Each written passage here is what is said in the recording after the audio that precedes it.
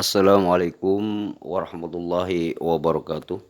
Assalatu wassalamu ala asrafil anbiya'i wal mursalin sayyidina wa habibina wa syafi'ina nabiyuna Muhammadin sallallahu alaihi wasallam la nabiyya ba'dah. Rabbi israh li sadri wa yassir li amri wahlul 'uqdatam min lisani yafqahu qawli. Amma ba'du. Tawassalna bi jahi Syekh Abdul Qadir Jalani wa bi jahi Syekh Muhammad Khalil bin Abdul Latif wa jami'il awliya wa suhada'i salihin. Para sahabat ikhwan fillah, kali ini saya akan memberikan sebuah informasi kepada sahabat-sahabat sekalian tentang bagaimana gambaran-gambaran kedua narasumber ini, yaitu yaitu debater Muslim dan debater Kristen internasional. Nah, ini ketika ada sebuah pertanyaan dari seseorang kepada salah satu pendeta, dan orang ini bertanya, kenapa Yesus itu berada di tiang salib dan sedangkan orang yang di tiang salib itu adalah terkutuk gitu loh. Nah, dikutuk oleh Tuhan gitu loh. Nah, kesimpulannya begini, ketika Tuhan yang mengutuk pada manusia, maka jelas manusia ini adalah manusia terkutuk, jelas manusia ini masuk neraka karena Tuhan yang mengutuk, seperti itulah. Nah, kemudian gini, pendeta ini menjawab, Yesus jadi terkutuk karena dosanya orang manusia lainnya gitu. Nah, ketika berpendapat seperti itu artinya begini, artinya manusia lainnya masuk surga sedangkan Yesus masuk neraka, kan di sini Yesuslah yang dikutuk gitu loh. Nah, segala sesuatu yang dikutuk oleh Tuhan di sini pasti manusia ini terkutuk. Artinya di sini orang itu sudah tidak ada harapan lagi masuk surga karena di sini Tuhan yang mengutuk, seperti itu. Nah, ketika misalkan Yesus ini menggantikan kutuknya manusia, maka jelas di sini misalkan gini, manusianya selamat, Yesusnya yang enggak selamat karena Yesuslah yang dikutuk oleh Tuhan. Seperti itulah menurut pandangan dan nalar saya, seperti itu. Yuk kita saksikan bagaimana pendapat dari debater-debater Muslim internasional ini. Yuk kita lanjutkan. Selamat menyaksikan.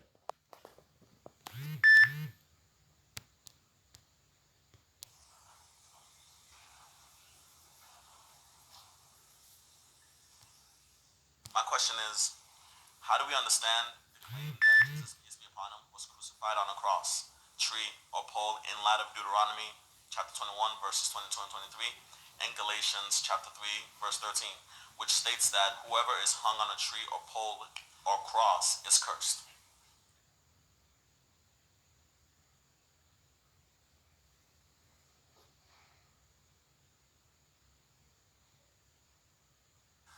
Well, I'd say you're about that close to understanding the gospel, right?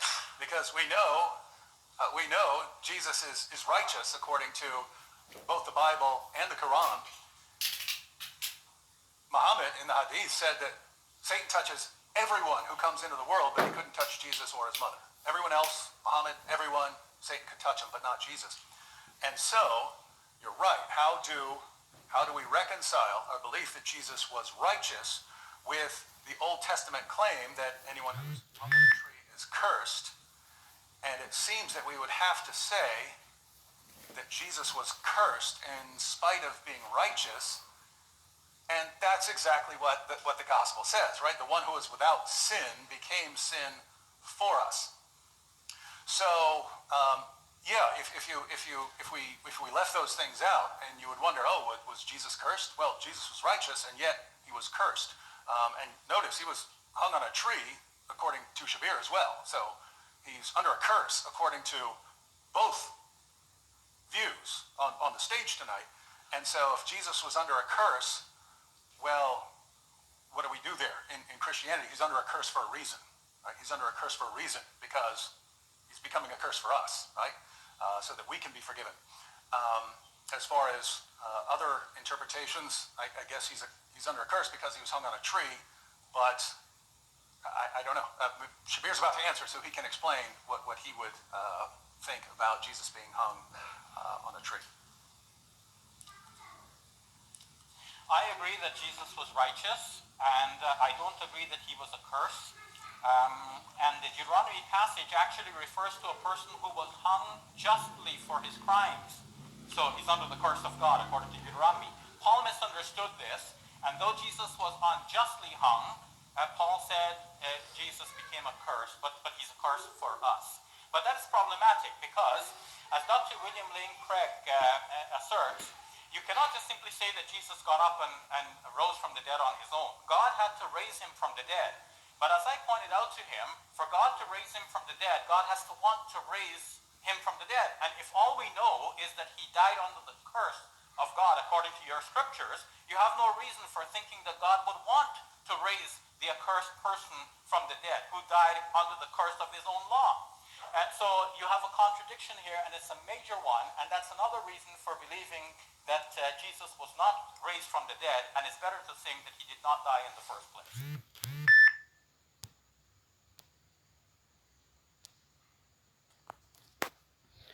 Nah, begitulah eh,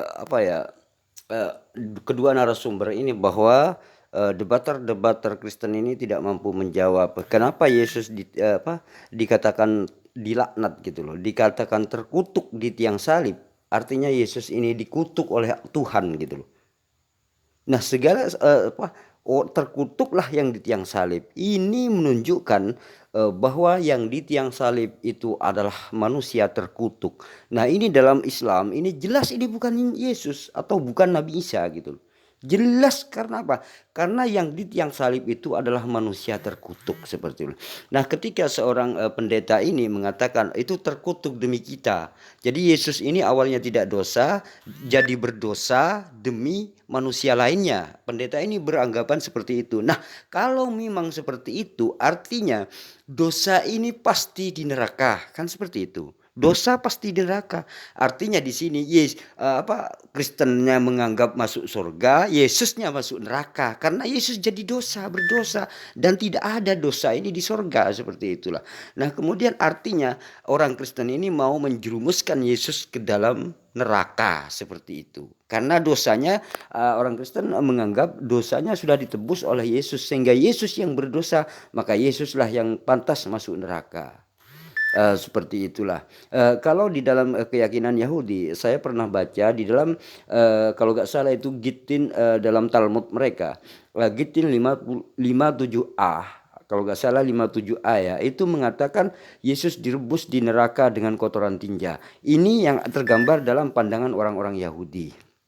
Nah, seperti itulah kemungkinan ya antara kitab kitab Perjanjian Lama ini mengatakan yang disalib ini terkutuk. Ini menandakan bahwa yang di tiang salib itu terkutuk gitu loh. Nah, ini beda sekali dengan pandangan Islam. Kalau di dalam Islam Nabi Isa alaihissalam itu orang terhormat, orang yang sangat mulia, orang yang bukan terkutuk dan bukan bukan seperti pandangan orang-orang Kristen yang seakan-akan memuji di mulutnya saja, kelakuannya itu sebenarnya menjauh dari Yesus seperti itu. Jadi orang-orang Kristen itu cuma memuji di mulutnya, kelakuannya seakan-akan menjauh dari Yesus. Kenapa saya katakan begitu? Sekali begini, karena di mulutnya menganggap Yesus sebagai Tuhan, tetapi kelakuannya ini meyakini bahwa Yesus itu terkutuk gitu loh. Ini sebenarnya menurut saya pemaksaan gitu loh. Orang yang mulia dikatakan terkutuk demi pengikut-pengikutnya dan juga dikatakan berdosa demi pengikut-pengikutnya. Akhirnya Yesus yang berdosa di sini. Nah, dosa ini tempatnya di neraka gitu loh. Dosa ini di neraka gitu loh. Nah, kalau dosa di neraka berarti Yesusnya ini masuk neraka seperti itu. Na'udzubillah, summa na'udzubillah. Ini sebenarnya memuji di mulut, kelakuannya ini sangat-sangat menjauh dari apa yang Yesus ajarkan. Seperti itulah. Itulah mungkin yang bisa saya sampaikan. Mudah-mudahan ini bermanfaat dan menjadi renungan bagi orang-orang yang menonton ini. Bahwa di dalam Bible itu sendiri katakan terkutuklah yang di tiang salib. Seperti itulah. Terima kasih, cukup sampai di sini aja. Wassalamualaikum warahmatullahi wabarakatuh.